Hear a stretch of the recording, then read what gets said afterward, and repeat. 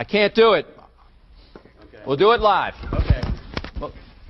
No. We'll do it live. Fuck it.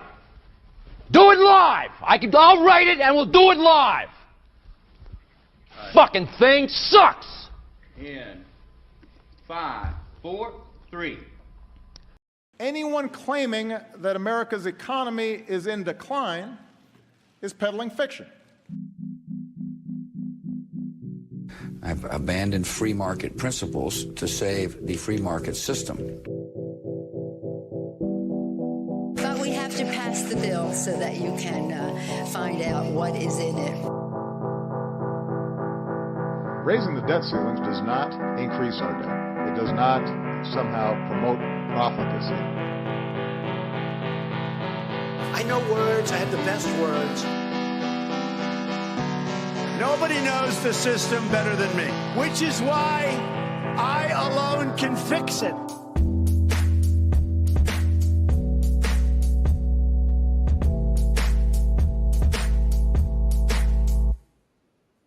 What's going on, everybody? Welcome back.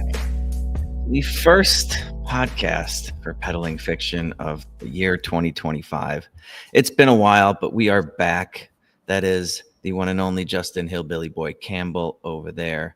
I, of course, am your host, the voice and soul of so-called fiction, Johnny Profita.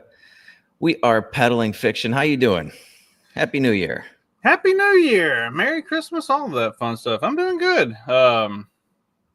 It has been cold and miserable here for the past few days. We got, over the weekend, we got about 8 inches of snow.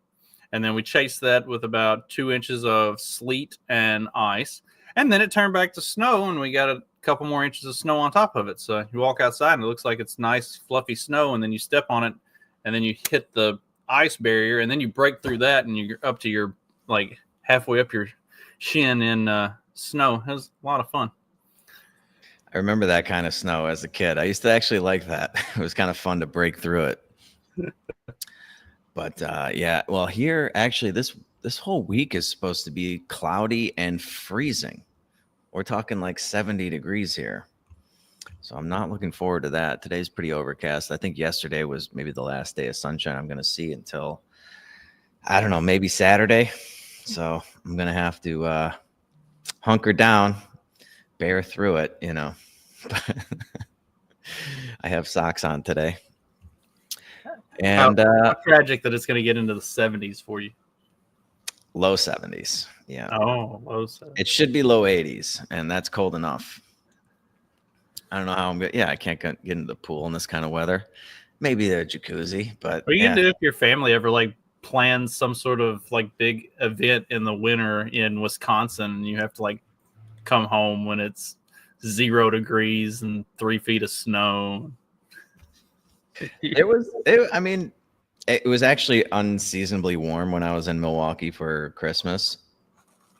It was like, you know, it started out, there was snow when I got there, but it melted pretty quickly. And then it was just kind of like 40 degrees and raining, which for December in Milwaukee, most people are pretty happy with that. Yeah, I mean, I can do like a week of it. I just don't want to permanently live there. That would be depressing. So anyway, yeah, it's been a while. I know we missed quite a few shows. Well, maybe not quite a few. I think we were going to do 1 or 2 more, and my schedule just got a little crazy there toward the end of the year, traveling around a little bit. So, yeah, I think we went 1-1. We went 1-1. We missed one because of your schedule, and then one because of mine. So we were yes. Yeah. Yep. So I don't know. I mean, I guess there was like a couple decent sized stories that happened mid to end December, but I don't know how far back we're going to go here. I was going to say, if we just want to hit on the New Year's stuff, you know, you had the New Year's Eve terror attack in New Orleans, where the guy drove through but had somehow also planned to plant a bunch of bombs and some other crazy stuff. Also, he had a pretty extensive history with the military and military intelligence and some other Fetty type stuff. There was a lot of really odd, suspicious circumstances surrounding everything leading up to that once information started coming out. And then it just kind of like dropped off. Like nobody's really talking about it. I mean, the news cycle moves so fast. If you're not on top of something in the first 24 hours, it's gone. Like it, you know. Yeah, no, I remember hearing, like, I heard about the incident, obviously, and then, oh yeah, he was like former military, had an ISIS flag, and then that was kind of it. 2 days later, no, I didn't really see much of it. Like, granted, I've been relatively unplugged the last couple of weeks, which has been very nice. Well, and also you got the follow-up the next day with the Tesla Cybertruck blowing up in front of Trump Tower in Las Vegas, which again, there was some shady, suspicious stuff with the purported suspect in that.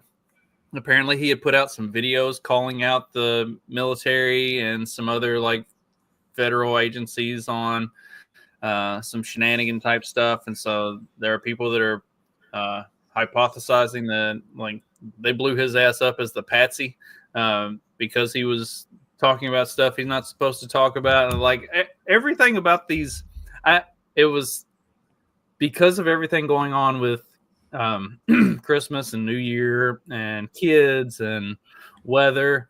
It was tough to keep up with, and there was so much craziness. It was tough to tell what was real and what was fake on that stuff. Yeah, the Tesla thing was pretty weird.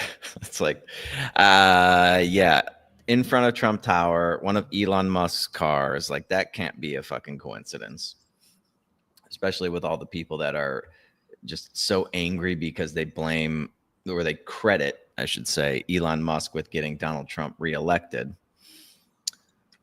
But yeah, it just that attack, that just totally failed, right? Because I don't think anybody was hurt in that one, other than the guy that was in the car. Elon even used that as like a selling point for the Tesla Cybertruck. He's like, look, like the truck is so strong it contained most of the blast. Like there weren't any I think maybe there were a couple people that were hurt, but no fatalities or anything from it. Okay. Yeah, and then I saw some of the video from the New Orleans thing, and was there a reason why they didn't have the barriers down to block off the streets? See, that's more of it. There's like usually they have the steel barricades out, but instead they just had the orange cones out. The timing of it happened at like 3:35 a.m. So relatively minimal in terms of like foot traffic at that time of night. Like there was just a lot of strangeness around the whole everything that happened. Like, okay, this is how far we've come. Like my boomer dad was like, yeah, there ain't no way. Like he was like, that's not a terror attack. He's like, that's some funny business. Something's going on. Like whenever he and I were talking about it, and he's telling me that he thinks it's some like he's the one who's giving the conspiracy theory stuff. It's like, okay, so like y'all have lost the thread somewhere along the way, because now even the boomers are starting to look at this stuff every time it happens and be like, yeah, probably not what the narrative says it is. There's definitely some shenanigans. I mean, he's like all on board for Kash Patel to just completely gut the FBI. So like this is what you've done. This is what the deep state has done. They've turned the fucking boomers against them. Good job. That's quite a feat, because dude, there was, even just a couple of years ago, you couldn't turn a boomer. It was impossible to get them to turn against the most respected institutions of the government and everything like that. And yeah, now it's, man, much more common and acceptable to question these officials.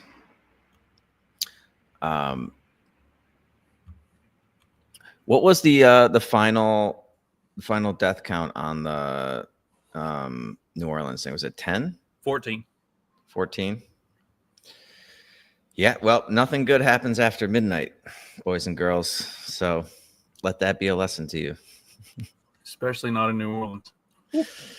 But I've well, there was also the other stuff that, like, normally there's a stronger police presence on this street, but instead they were all somewhere else.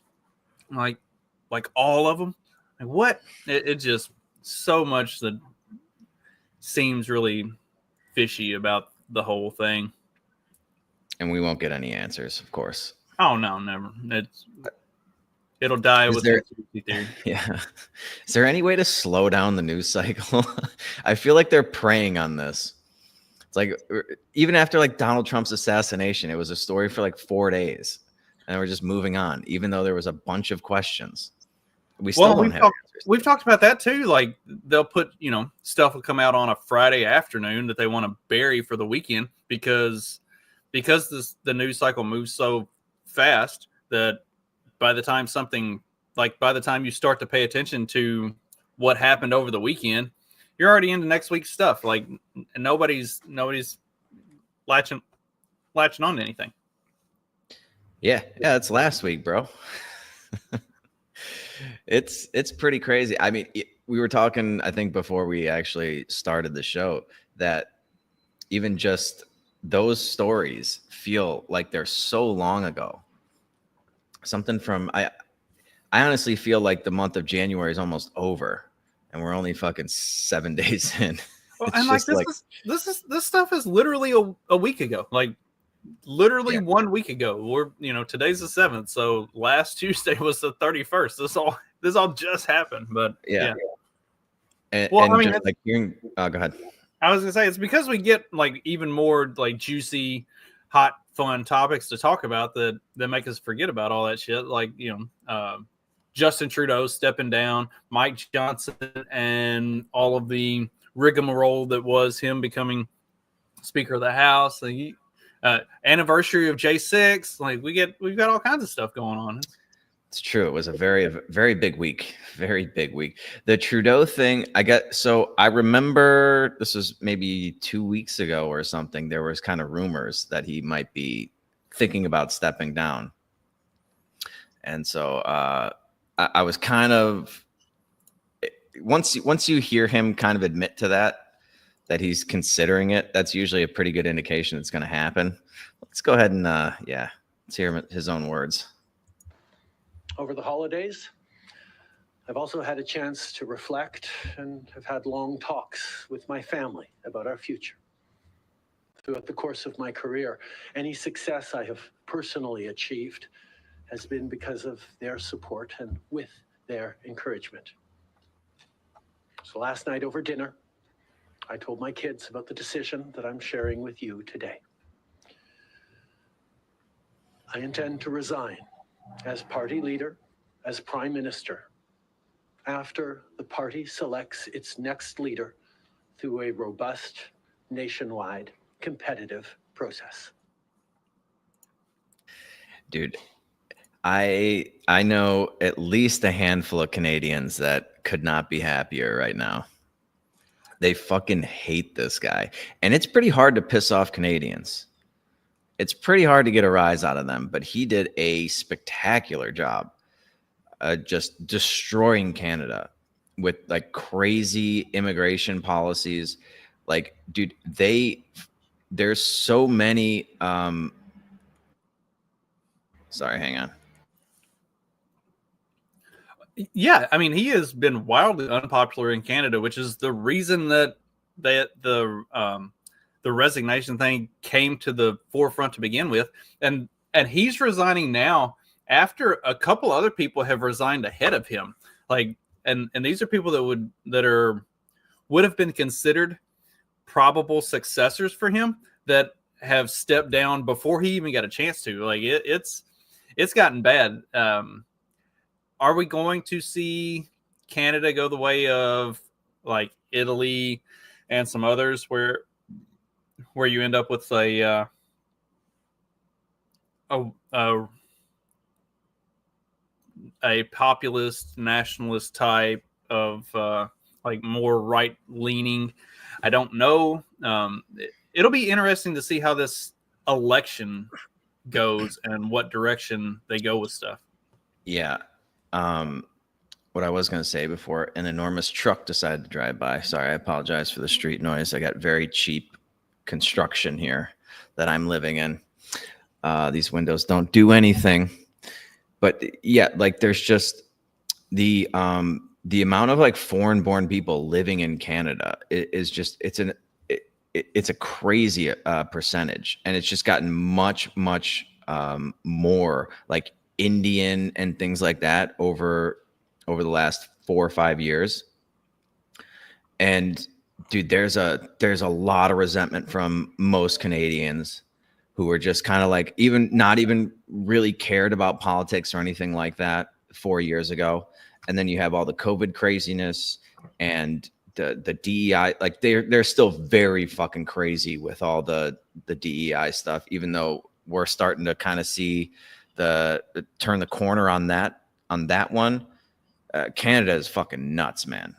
Canada is very fucking crazy with it. So I don't know if there's still definitely a bunch of Canadians that are in that camp that I don't know if you're going to get a huge popularist uprising yet, but it's going to be a drastic change, I think, either way. Well, and we've got another look at Trudeau's resignation speech. He apparently later on he got a little more emotional with things. I intend to resign as party leader, as prime minister, after the party selects its next leader through a robust, nationwide, competitive process. Last night, I asked the president of the Liberal Party to begin that process. Shit. Was any of that actually real? No, that's the AI generated version of it. I've been playing with Grok a bit. Speaking of AI generated, and I told Grok to draw me as a cowboy, told Grok to draw me as a Viking, and Grok really thinks my beard is like a lot bigger and bushier and more impressive than what it is. It's inspiring me to want to grow my beard out more. Oh, you like the look, huh? Yeah, and rugged mountain man. That's what I'm going for. You got to wait until you complete your plans to go live out in the sticks, the real sticks. Yeah, we are just a few years away. So yeah, enjoy it while you can, because he's gonna be. Are you gonna be totally off grid? Nah, we won't be completely off grid, but like I was telling you before the show, like the plan is in 4 years when all of the kids are out of school and out of the house, me and my wife are going to head back to the farm, and I'm a farm with my brother, and I don't know what she's going to do, but thank God Grog didn't put me in a dress.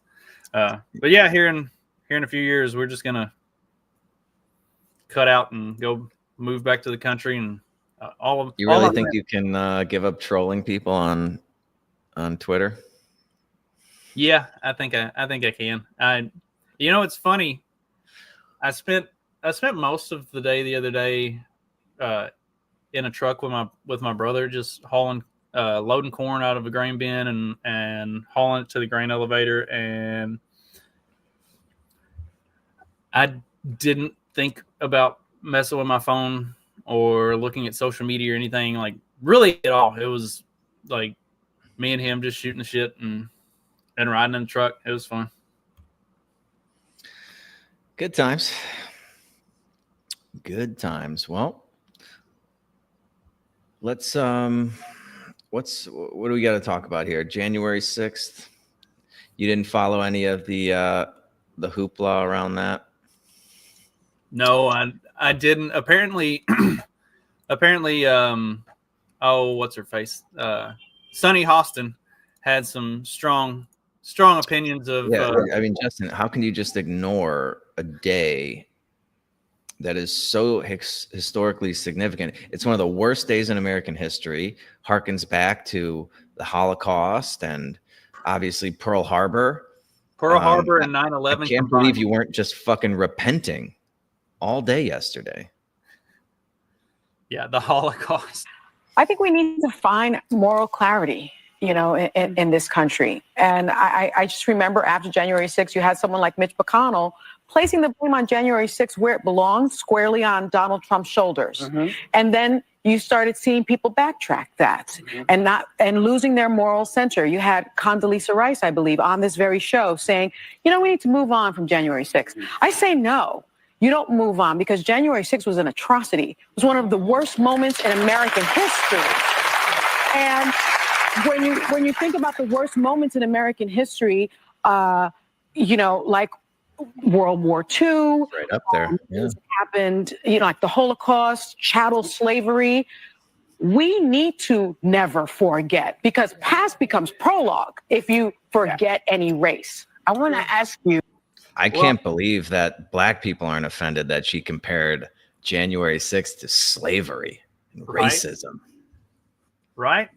Although comparing January 6th to the Holocaust is probably pretty accurate, because both are blown way out of proportion and are made out to be way worse than what they actually were. Yep. 100% accurate on that. Oh, shit. But dude, it's just, I guess we're never going to move on from this day of what would be considered by any level of like protests that turn moderately like just very negligibly violent protests on one side, and then an absolute nothing burger on the other side. Basically entrapment. But is okay, yeah, on one side of the Capitol, like they were pushing each other and pulling down breaking some windows. I mean, that one of the worst days, Justin, American history. Slavery was right up there with slavery. Can't forget. One thing the beautiful thing about Facebook notifications is I get the notification every year that I was hosting like a watch party for the Peddling Fiction group in like a big group in the Peddling Fiction group chat on fucking Facebook, watching it happen the whole afternoon and into the evening. Like, we watched the whole thing, and it was I don't remember who else was on with me, and I know it was me by myself for a lot of it, but like multi-stream coverage of people on the ground at the Capitol with their phones recording as all of this is going down. And like this idea of this like violent insurrection, the most violence that I saw was in the tunnels underneath Congress, where the two groups are pushing each other. It's the Capitol Police with their riot shields and everything versus the protesters. And the protesters push and the Capitol Police push back, and the protesters are like, we don't want to fight you. We just want you to let us in. And then at one point, a Capitol Police officer gets tangled up in a barricade and like gets hurt and goes down. And these violent insurrectionists pick him up and pass him over the line of the police with their riot shields. And they stop. Everybody stops pushing, and they wait until they get him to safety. And they're like, is he good? Is he going to be all right? And once everybody knew, like, they got him out of there, he was going to be fine, minor injuries. Then it's like, okay, cool. And now we start pushing again. Like, violent insurrection where they pick up the guy that they're fighting against, pass him over the line, and wait until they know he's safe before they continue to push. It's like, yeah. Right. I mean, and dude, they continue to fucking lie about like all these police officers that died that day. It's complete bullshit. The fact that they can get away with that for so long. Well, and what? There was literally 0 police officers died that day. All of them there, and I think it was only 4 that died later on. and none of like it was not from like injuries sustained that day. Right. One of them like has stroke. One of them had a stroke and committed suicide, I think. Like, yeah, like it's just like, come on, dude. How do you? And I mean, you heard it in that clip. She got a resounding applause. I mean, yeah, that's the View audience. I mean, imagine the people that actually go to watch that fucking circus in person. But like, all right, it's amazing to me that you could still get an applause for that. 4 years after after basically nothing happened, except they did shoot some chick in the fucking face. She died that day, right? And there was clearly no plan to actually overthrow the government. Well, especially in hindsight, when we get the tapes that are released, where you literally see Capitol Police pulling back the barricades, opening the doors, like walking these guys through and talking to them and stuff. It's like, yeah, okay. Like, as soon as the tapes got released and you got to see the actual footage from inside, that should have been the end of all of this. Nobody ever should have called it a violent insurrection again. Like, yes, there were some things that went on outside of the Capitol building, but the actual like invasion of the building or whatever, that was a giant nothing burger. And then you got AOC that still fears for her life, even though she was 3 blocks away, wasn't even in the same building. Like, it's just insanity. Yeah, I mean, imagine the founding fathers watching us call this a violent insurrection. It's fucking pathetic. They're all rolling over in their graves. Not to mention just the state of their republic that they fought so hard to create and keep. And look where we are now. Look at where we are now. 36 trillion in debt. We just put in a new Speaker of the House. So Thomas Massey, was he the only one? There was like 1 or 2 other people that didn't want to certify this. Massey and one other guy didn't vote for Mike Johnson. I actually did a little rant about that this morning about now you've got all these, for fuck's sake, as much as I hate to say it, you've got what have become the Trump cultists that forget that Donald Trump also endorsed Kevin McCarthy and Paul Ryan. So like maybe the guy that he picked for Speaker of the House isn't necessarily the greatest selection. Also, there's the fact that Mike Johnson completely caved on 100% of fucking everything. Like the entire reason that he was picked after McCarthy was recalled was he was going to be tough on Ukraine. He wasn't going to just, open the checkbook and sell us out entirely to Israel. He was going to push back on some of this Green New Deal bullshit, and he did none of that. He has almost a 50%, like, so based on the Heritage Foundation's rankings of people in Congress, senators and representatives, and their voting record, Heritage Foundation puts him at a 55% conservative voting record. Like, so, but then you've got these retards that are calling Thomas Massey a rhino, like with a 96% conservative voting record, but Mike Johnson with a 55% voting record, who has sold us out to Ukraine and Israel and all of the like WEF bullshit. That guy is the right pick. Fuck you. Fuck all of that shit. Yeah, it's amazing. They have zero credibility. It is a form of Trump derangement syndrome just on the other side, where if even they'll admit that like one of the mistakes that he made his first time around was his appointments and the people that he chose to keep around him. And they're just like incapable. I mean, imagine going to bat for fucking Mike Johnson over Thomas Massey. Has Massey ever been wrong about, like, has he been on the wrong side of an issue? I'm having a trouble coming up with something that I didn't agree with him on. There might have been one issue, but it's people are criticizing the person that he voted for instead of Mike Johnson, but it was a throwaway vote. Like I think he just wrote somebody's name, like he wrote somebody that he's friends with name down. I don't think he like actually thought that was the better pick for Speaker of the House. Yeah.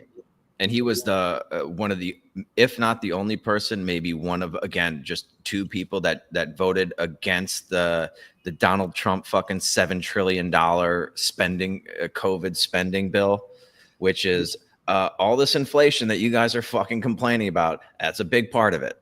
He and just a handful of others voted against the continuing resolution that was passed, or that ended up failing, and then they split it up and they were able to get pieces of it passed. But that was another one of the things was Trump was wanting this continuing resolution to be passed that just had a suspension of the debt ceiling, and Thomas Massey's like, no, like we're already talking about inflation and how bad our debt problem is. We can't just suspend the debt ceiling. Also,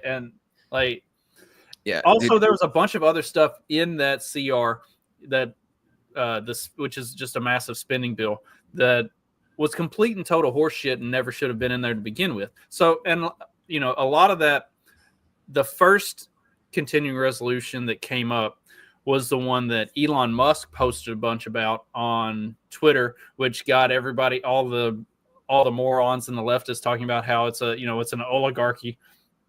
Elon Musk is actually the president and running the country because he posted about this first CR, and then that got shot down.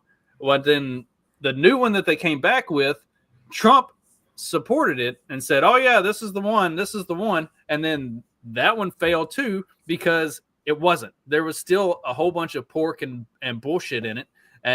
But then, then you start to see the separation between the Trump cultists and the ones who actually understand politics and look at what's in these things and are willing to objectively say, yes, this is good, or no, this is bad, regardless of what Trump says about it. Yeah, I remember Elon tweeted out the actual bill, like a picture of the, was it 1,500 pages or something? These crazy bills that nobody fucking reads that have just trillions of dollars of spending in it. And it's unfucking believable, dude, that there's just no will to, oh yeah, we have to avoid a government shutdown. Oh, thank God we avoided that. Like, maybe we should shut it down. You haven't passed a budget in like my fucking lifetime. They just do continuing resolution after continuing resolution. We're well past our eyeballs in debt. We've got all of these fucking ridiculous wars that none of the American people want, that they're being fucking robbed by politicians to send money overseas. Out of control inflation, crazy violence in all of these cities, immigration out of control, no policy there. Like, I don't know. Maybe we should shut it down. Like, how much worse could things get without a government? Well, and then talking about how big the bill was, like that was another one of the things that some of the ones without functional brains were saying. They were like, "Oh, look, we got it from 1,500 pages down to 300 pages. What more do you want?" It's like, one page that says we're not going to spend any fucking money. Because you cut 1,200 pages of bullshit out of the bill doesn't mean that the remaining 300 pages are any fucking better than the other 1,200 pages were. Like, they can do. Who the fuck looks at a bill and they're like, "Oh, look how many pages it is. It's so good because it's got this many pages, or it's so much better now because we cut all these." It's like, fuck your pages. What do the pages say? That's what's actually important. Yeah, they Public can do education plenty of damage in really 300. Yeah, 300 is plenty of pages for them to do damage with. And it's just, I mean, it's amazing. These are people, that were freaking out about shutting down the government are the same people that are calling Donald Trump Hitler. So it's like, wait, you want Hitler's government to remain in power, or do you want to shut it down? So much fucking street noise. I'm going to have to move to a different room next time, maybe. Can you hear this coming through? If there's noise right now, no, I don't hear it. Yeah, well, I keep hitting the fucking mute button when these goddamn trucks are driving by.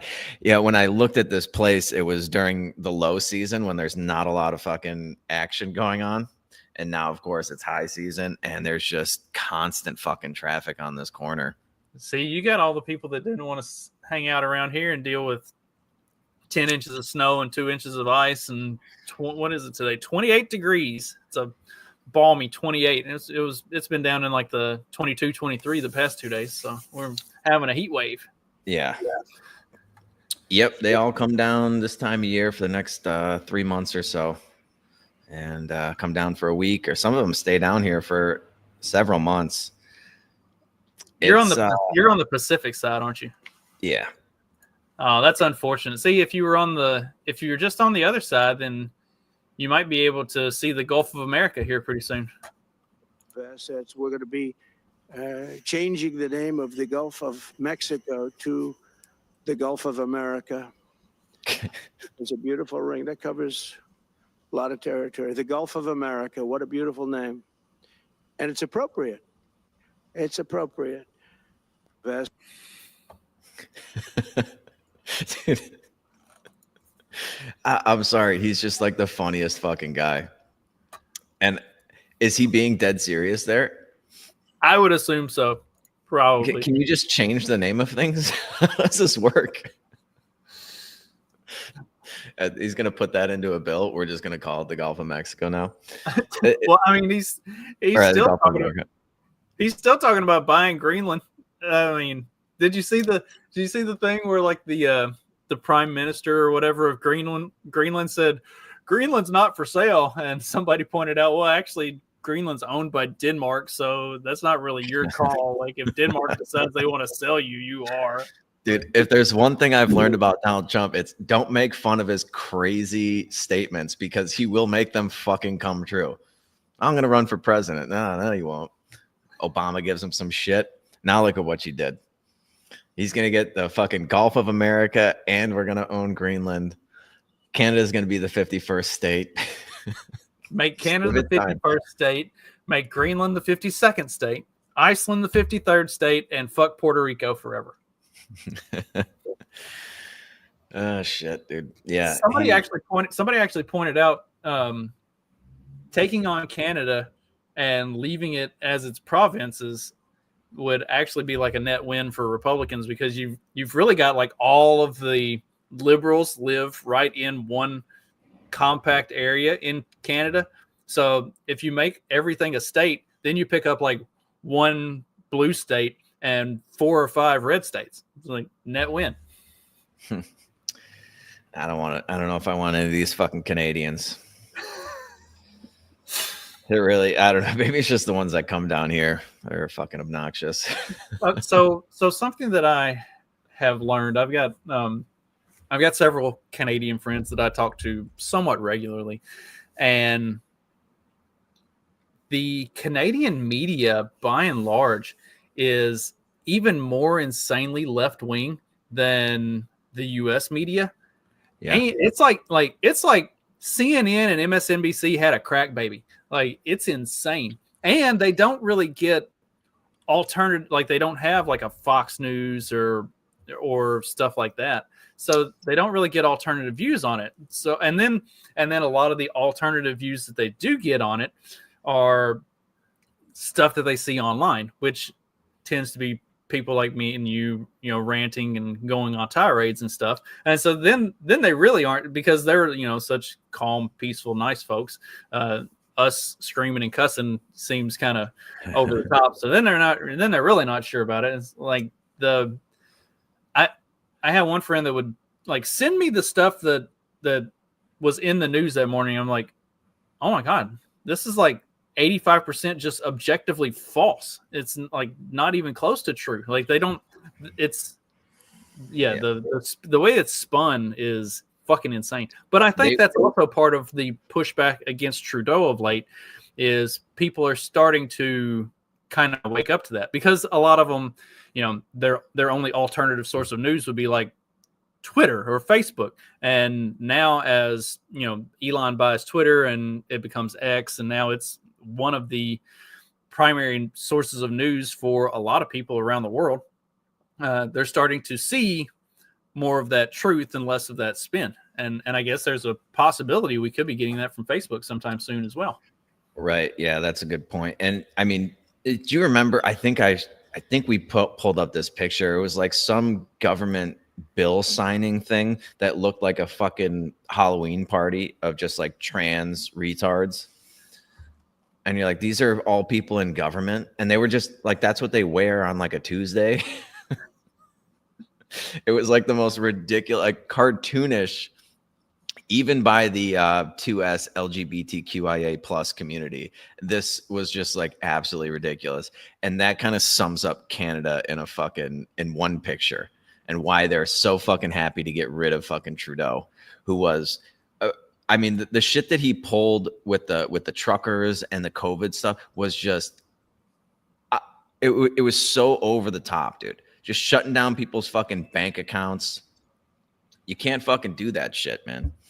But yeah, Facebook is getting rid of their fact checkers. Completely getting rid of them. I can't believe completely, but just over a month after Meta CEO Mark Zuckerberg met with Donald Trump at his Mar-a-Lago resort, and a day after Trump's longtime friend, UFC CEO Dana White, joined Facebook's board, Zuckerberg announced a sweeping overhaul of the social media's platform moderation policies. The changes include nuking the controversial fact-checking censorship program and adopting a system similar to Elon Musk's community notes on X, signaling a pivot toward free speech as Trump 2.0 will usher in an era of revitalization of Western values. I mean, the problem with the fact checkers on Facebook, as it says, the fact checkers were too politically biased. And when you look at, I know I've posted this before. If you look at the main fact checker that Facebook uses, it is 100% Democrat think tank funded. Like, in the entirety of their funding comes from 6 to 8 full-on left-leaning think tank type organizations. Like it's it's like the Colson Group and a couple others, but all of the money that goes towards the funding of the fact checking is completely Democrat backed. So like, yeah, you're not going to get anything objective. And then you get another thing. And I posted this before, but it like, there are people in the media who have said like, yeah, we put what we want people to believe in the headline, and then we tell the rest in the article because people won't read it. Which is, again, that's also, it's 85% of people, the last survey I saw, don't read past the headline. And it's literally the entire reason why I started doing the podcast that I do and named it what I named it, because like, you would see the headline on these fact check articles, and then when you open it up and read it, after you get past the first paragraph, the entire rest of the article says the exact opposite of what the headline said. And people are starting to wake up to some of this stuff and push back against some of this stuff. So yeah, it certainly sounds like a step in the right direction. Are we going to be able to post Hunter Biden memes again in the private Facebook group, or are they still going to retroactively flag those fucking things? I'm pretty sure that's still going to get flagged. I'm currently serving a week-long suspension where I can't participate in groups and do some other things because I told Buck Johnson I was going to kick his ass. So like that was inciting violence. So like they've still got the stick up their ass, but maybe the fact checkers will go away. Oh man. Doesn't Facebook realize? Aren't you guys friends on Facebook? Yes. I even said, like, obviously the post that he made was joking, and obviously what I said in response that included I would kick his ass was joking. And I even appealed it. I was like, this is clearly a joke, and my appeal got rejected. So I was like, how the fuck? There's not. And again, that's another one of those things that has been revealed about Facebook is they don't actually look at any of that. Like the stuff that gets taken down, most of it is auto removed based on an algorithm. And then the appeals aren't actually looked at. They're just basically, the appeals are just denied wholesale. Like if you actually get an appeal and you overturn something, that's like oh shit, somebody actually like showed up and did their job today, and I didn't just get run through a fucking AI program. It's like, yeah, and I don't think, can Facebook really do something like the community notes? Probably not. The community notes on Twitter is pretty good now. So Facebook has the Meta AI thing, which fucking sucks. It's horrible. Instead of a search bar, you have the ask Meta AI, and if you don't type in your search right, then you get a message from Meta AI in your Facebook Messenger trying to talk to you about the thing that you were trying to look up. It's like, go away, fucker. I don't want to talk to you. I was just trying to look up the fucking other 98% so I can see what dumb shit they posted today. I don't need you talking to me about the other 98%. But so anyway, like the Meta AI thing already has a like if you click on some articles or pictures and stuff, it'll have like an auto-generated breakdown of what the comments are saying about this particular picture or article or whatever, and it might even give you like a brief 1 or 2 sentence explanation of the picture or the article. So with the Meta AI thing, I think, and the way that pops up, I think there would be the opportunity and ability for a community notes type of a system. Be interesting to see how it's implemented. Like Zuckerberg might have ridden a waveboard and while toting an American flag and chugging an American flag can Bud Light, for 4th of July or whatever, while shooting fireworks out of his ass, but and put money towards Trump's inauguration and all of this other stuff, and has been to Mar-a-Lago. But that doesn't mean that the rest of the people running Facebook care about any of that shit. So yeah. I mean, Facebook. We have the private Facebook group, which has a great meme stream every week. If you guys want to become a member of that, you just have to request it. It's by request only. You might have to answer a question or two to make sure you're not a Fed. But yes, you still have to answer the question, is a hot dog a sandwich? That's right. And if you don't answer the question, I will not let you in the group. Like you have to answer the question. And but other than that, I mean, I'm in a couple of Facebook groups here just because there's like if you're looking for properties to rent or buy, like you can people post stuff like that around here. And then there's like a couple of restaurant groups if they review restaurants, if something new pops up.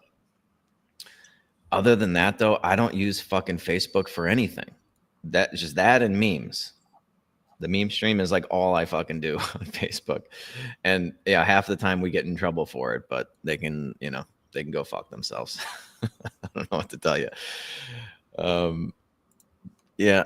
So we'll see. Maybe they can make Facebook usable again. But yeah, it's been fucking boomered out.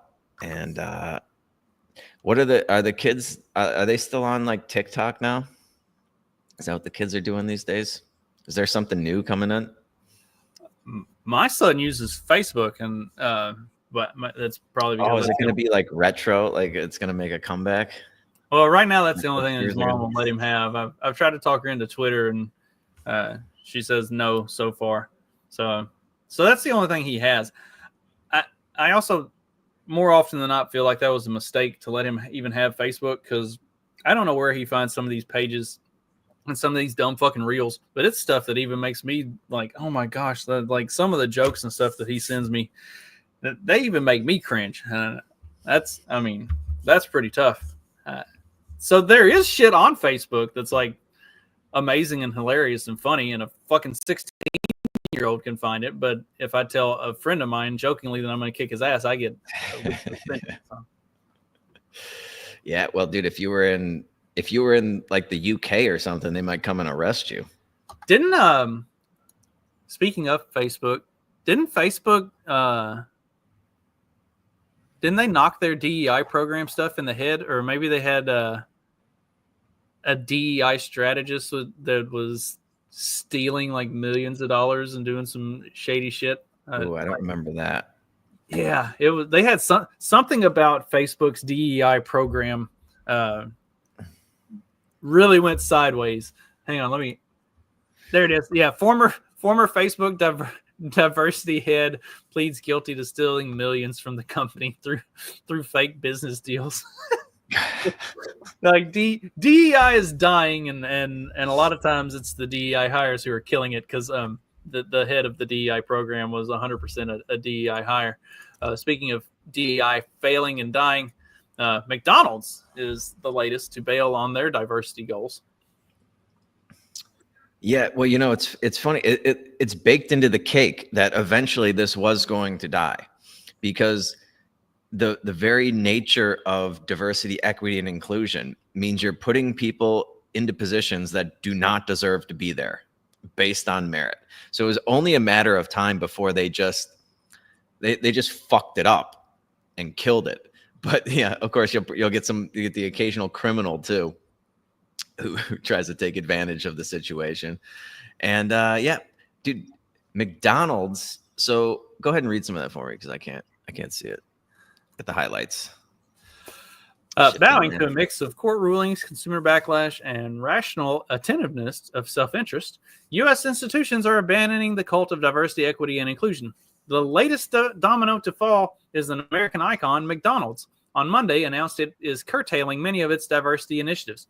The news came in an open letter to McDonald's owner-operators, employees, and suppliers. Among other factors influencing the move away from DEI, the company pointed to the Supreme Court's 2023 ruling that struck down race-centric admissions practices. We assessed the shifting legal landscape and anticipate how this ruling may impact corporations such as McDonald's. They're retiring setting aspirational representation goals and instead keeping their focus on continuing to embed inclusion practices that grow our business into everyday processes and operations. Pausing external surveys to focus on the work we are doing internally to grow the business. They are retiring the supply chain's mutual commitment to DEI pledge in favor of a more integrated discussion with suppliers about inclusion as it relates to business performance. So they're saying that diversity and inclusion are still going to be a big part of the things that they do behind the scenes. They're just completely removing any official evidence that it exists. Could you imagine being in a meeting with your suppliers or something and just be like, well, we really need to get more. Yeah. It's I think, inflation probably has a lot to do with this. When everything's fucking great, you can have these retarded initiatives. But once you're starting to, you're seeing fucking 20, 30% price increases on your fucking supplies. The diversity, equity, and inclusion is not as important as it is anymore from your fucking suppliers as it is keeping the fucking cost of things down. Yeah, all we need is some actual hard times to get rid of all this stupid shit.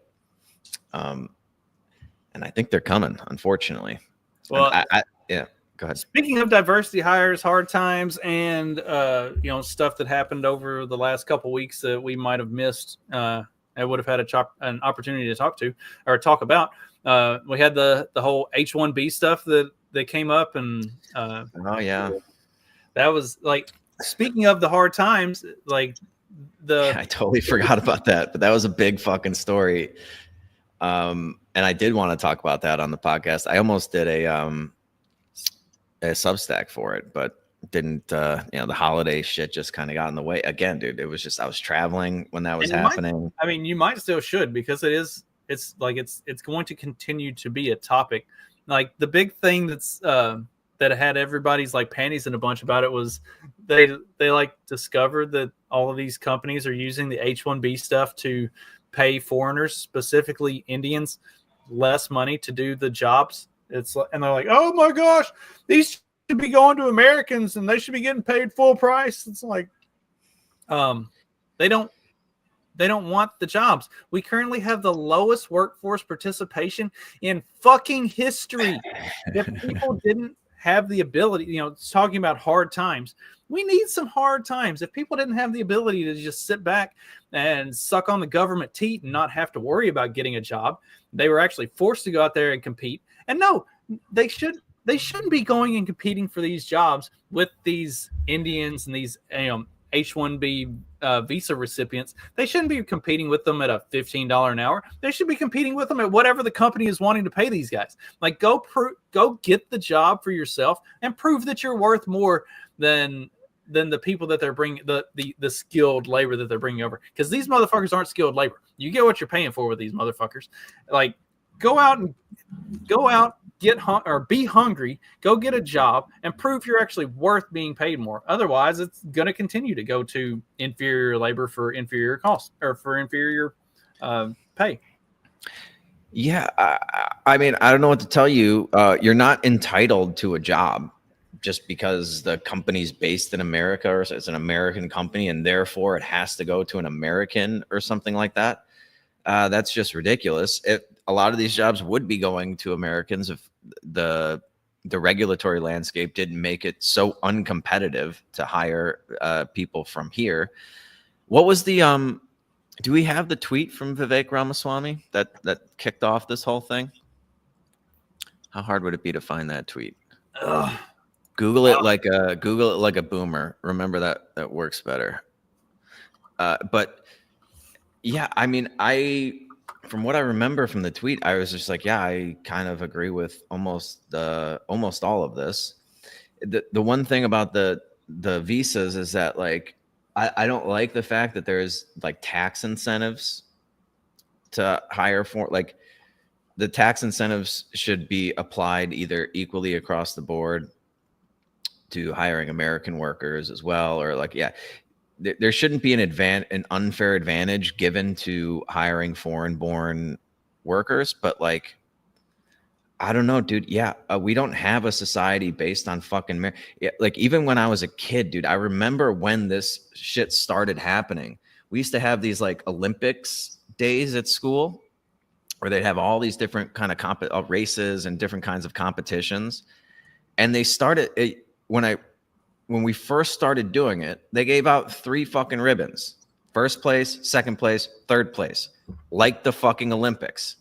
And by the time I was in like, I don't know, 4th or 5th grade, they started giving out like 25 different ribbons. They had all these like pastel colors, pink and purple and yellow, like for 18th place, 23rd place. Stop that shit. You get, first, second, third, and second place is the first fucking loser. And stop rewarding mediocrity. You should, like, dude, kids, you need to learn that, like, fucking losing. First of all, it sucks. Maybe you're not cut out for whatever that thing is, or maybe you just need to bust your ass and work a little harder. This is so fucking frustrating. Yeah, that started about 30 years ago. 30 years ago, they started with this shit. Oh, yes. Always win best dressed. Yep. With my linen collection, absolutely. But like, now we're seeing the fucking results of this because all of these people are entering the workforce. And that's why they need these DEI initiatives, because nobody can fucking do anything.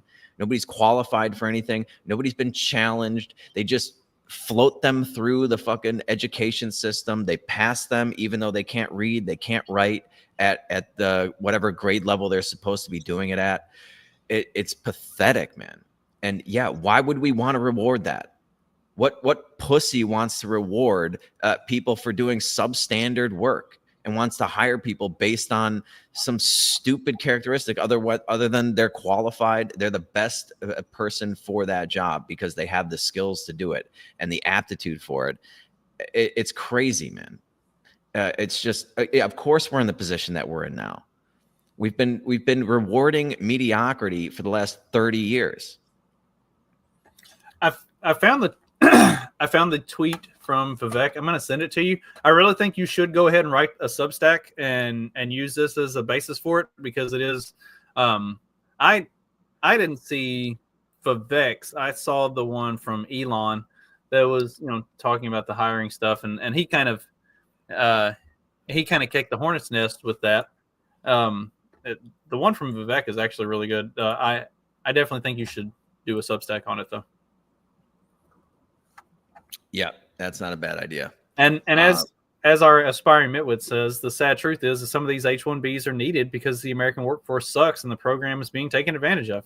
Both are true, and that's kind of my position on it as well. Like, yes, I think we should reduce the number of H-1Bs that are being given out. Yes, I think it should be more restrictive for the companies to get those. But at the same time, like, until something drastically changes that forces the unengaged portion of the American workforce to return to the workforce and actually be worth a fuck, there is some certain necessity. I saw and heard some arguments that this is just being used to import Democrat voters. Well, number one, H-1B visa holders are not permitted to vote.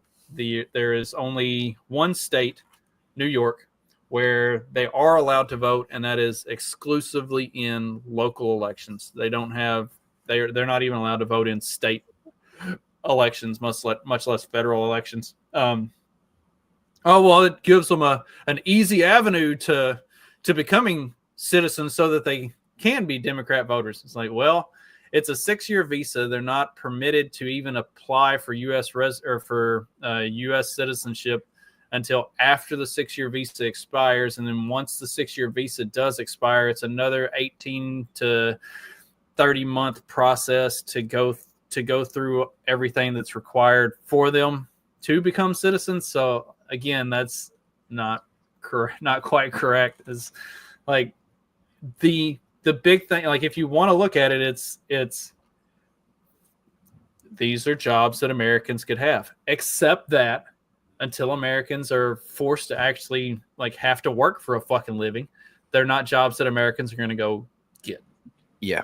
Well, there's another thing that we've just been propagandized to not value certain type of work, right? There's no dignity in doing some certain forms of manual labor or something like that. You need to go to college, get a degree, and have an office job, and then you have a respectable job, which is just, it's complete bullshit, and it's fucked over an entire generation of people. But then, yeah, the whole participation trophy mentality has also done just a number on people that they just, Americans do. They expect to just be given things because they show up or they tried hard. I tried. And it's okay. Well, I always like, when I had employees and they would do a bad job or something, they'd be like, well, I tried my best. And I'd be like, dude, don't tell me that. Like, if this is your best, like, that's not a good answer for me. Like, right. No, just tell me, like, I'll do better next time kind of thing. Like, be better. Don't be like, well, I tried my best. Well, then your best is not good enough. And I would fire you if they would let me. But of course, they won't let me do anything like that. Yeah, I'd put them on a performance improvement plan, retrain them for 6 months just to prove to HR, these like cunty HR ladies that, yeah, this person's incompetent and they should not be in this position. That's where we are in corporate America, ladies and gentlemen. These people could, like, they had access to $1 billion, right? They're doing trades, 20, 30, $100 million trades. They can't, I don't have confidence in them that they could even put a file in the right folder or scan a document correctly. And I can't fire them because they're a minority or they're a woman and it looks bad. So we put them on a performance improvement plan. I have to document everything that I've been saying, which is hilarious documentation, by the way. And I would always make it very funny for them to read. And just kind of embarrassing. And then they just foist them on a different department or something. It's crazy, man. And that's, again, that will be the downfall of the country. And I think things are starting to get so bad that it's like, oh yeah, we can't keep fucking supporting this anymore. It's too much dead weight, way too much dead weight. Yeah, usually it takes something really, really bad for it to finally swing back in the other direction. And I think the last 4 years or so have been a culmination of the bad that's forcing things to start to swing back the other way. But there is at least one Indian who is going to be losing a job to a white person starting in just another like couple weeks. Bye-bye, Kamala Harris. Hi. Do you want to come here, Bruce?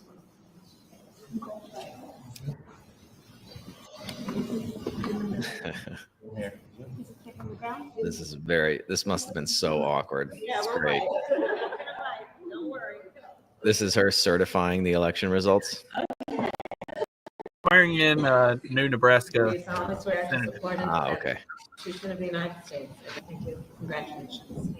Thank you. Thank you for your work. And thank you. Congratulations to you. Thank you. Okay. Yep. Okay, sure. Was that the handshake thing you were talking about? Yeah, that was. So this is Kamala Harris getting snubbed for the handshake.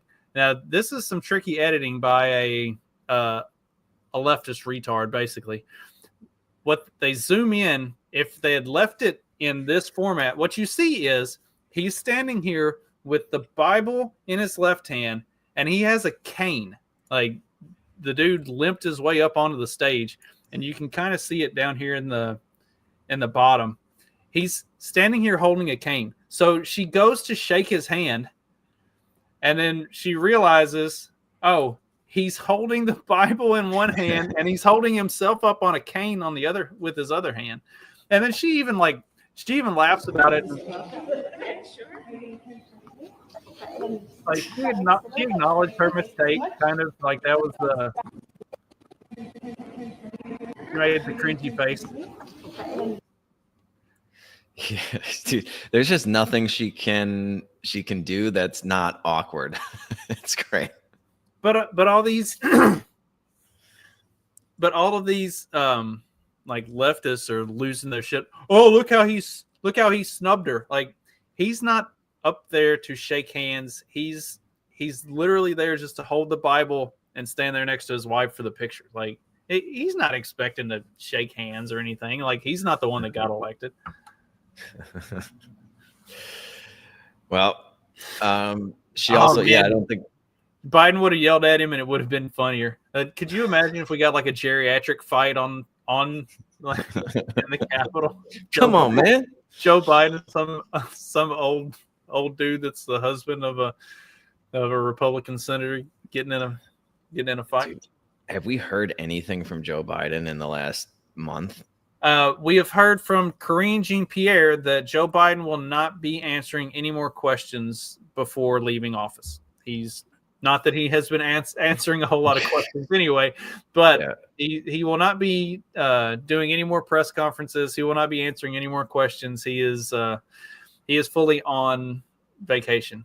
They might be trying to figure out which one of the body doubles they're going to wheel out and present as the dead body after he does finally leave office. Speaking of wheeling out dead bodies, Jimmy Carter passed away during our break. That's right. Well, thankfully he got to vote for Kamala Harris before he checked out. Dude, the fact that they let somebody like that vote is just absolutely ridiculous. He was basically a corpse. Yeah. So Jimmy Carter, who a lot of people would consider one of the worst presidents in American history. I would not even come close to that, but by the academia standards, which is like the dumbest standards ever for presidents, which makes like Abraham Lincoln one of the best presidents and Jimmy Carter one of the worst. Here's Jimmy Carter celebrating his 100th birthday. So he's totally alive in this picture, by the way. That's what they've told us. This is Jimmy Carter. Yeah, like Jesus, celebrating his 100th birthday with family and friends. Like, how can you celebrate like that? Like, that's just depressing, man. And that is like, that looks exactly like my grandpa right before he died, seconds before he died, and then after he died, he looked exactly like that, dude. It's just, yeah, okay. How old was he? 100 and something? 100. Just 100, right on the dot. 100 on the nose. All right. Well, thoughts and T's and P's for the Carter family, but it's a nice run. I don't know why anybody would want to live that long in that condition, but unless you just really want to vote for Kamala. Oh man, I've already said once I feel like I'm starting to like no longer be a contributing member of society, I'm gonna drive out in the mountains somewhere and just wander off into the hills and die. Like I'd like to go out fighting a bear or something. Like I wanna die like a man. Yeah. I would just being wheeled around. You don't know what day it is. You can't really do anything yourself. I don't think there's anything you can really enjoy at that point. I don't know.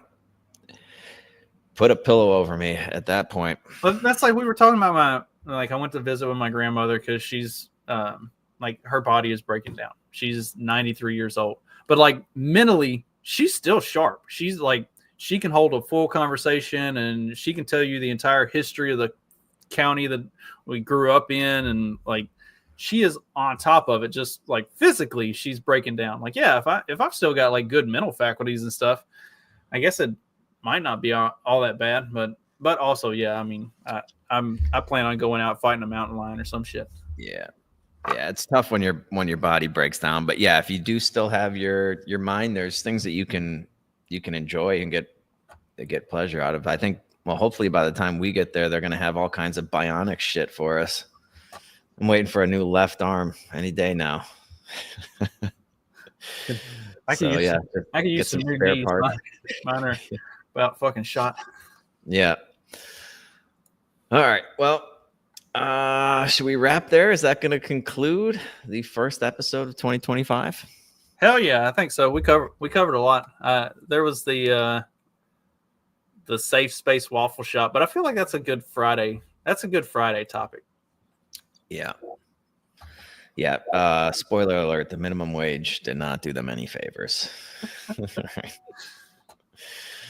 So not so safe after all, actually, if you were depending on them for a job. But yeah, we'll come up with some more lighthearted stuff on Friday, and I think we're going to be back to our regularly scheduled programming from here on out.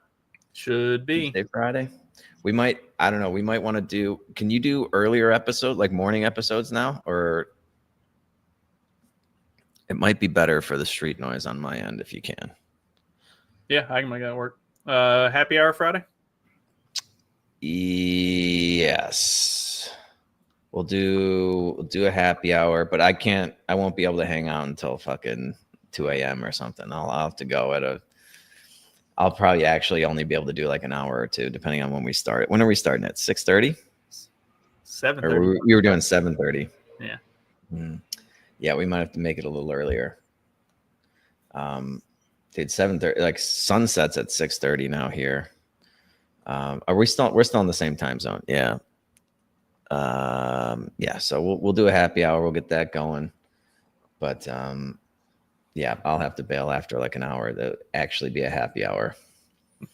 Yeah, high season. There's just, I actually have people here now I have to entertain. So, oh, God damn it, man. Fuck this market. Fuck this market. Sorry, just watching these. I put on a covered call on this gold mining stock that I owned, and the first day of the year, which you'd kind of expect a lot of irrational exuberance in the market on January fucking 2nd or whatever, and so it's like basically it was $2 away from my strike price, and I'm like, this is gonna be fine. It's got to make it till January 10th. That day, it gaps up 3%. So it gets within 15 cents of my strike price. Which, if that happens, I probably would have lost like $2,500 on the stock if they exercised the option. So I'm getting ready to to just buy back the position and lose a little bit. And I waited out, and it goes all the way back down to about $1.30 30 away from my strike price as of last night. I'm like, okay, good. Like yesterday, I could have closed out the position for a profit if I wanted to, but I was like, I think this is looking pretty good for Friday. Just got to make it to Friday. This morning, it gaps up $1.25. It gets within 5 cents of my strike price. And I'm just like, fuck this. I'm closing out the position. And now, of course, it's back down another 80 cents or so. So that one didn't work out. But it is what it is. Anyway, yeah, don't sell covered calls unless you're prepared to actually sell the stock, which I wasn't. I was just daring this one to go up because it was driving me fucking crazy. I was like, go ahead, get up to 39. I dare you. And it got up to 38.94 just to shake me out of the position. And now it's coming back down to reality. But I was getting tired of monitoring it anyway. It's too, if you want to be able to sleep at night, not having to worry about these things gapping up on you, just close it out, live to fight another day. It was not a big loss. Would have been much worse if it had actually gotten into the money and been exercised. So, yeah, maybe we'll go over some trading stuff on Friday. We started to do that in some of the Friday night happy hours, and I really enjoy it. I don't think anybody else does, but we'll see. We'll go over maybe some Bitcoin. I think the only thing that we can trade during that is like crypto, because everything else closes on Friday. Even the currency markets and things are closed Friday night to Sunday night. Yeah, even the commodity markets and stuff, the stuff that I would know about, that all closes on Friday afternoon. Yeah, so we just fuck around with some crypto every once in a while. Bitcoin's at 96,500 now. We're all going to become Doge millionaires. Yeah, Doge's at 35 cents. So that's still up, but it's well off the highs. We'll see. Mexican peso 20.29. Dollar's been getting hammered the last couple of days. 2025 not off to a good start, but we'll see. Yeah, Mark, everything's down across the board. Not much though. So yeah, we'll see what happens. But yeah, Donald Trump's now when does he officially own the stock market again? Is it once he's sworn in? I believe so. Just got another couple weeks. Yeah. Will they pull the rug out from under him? The 21st. All right. Well, yeah, until Friday, you guys know what to do. Just keep on peddling that so-called fiction. Peace.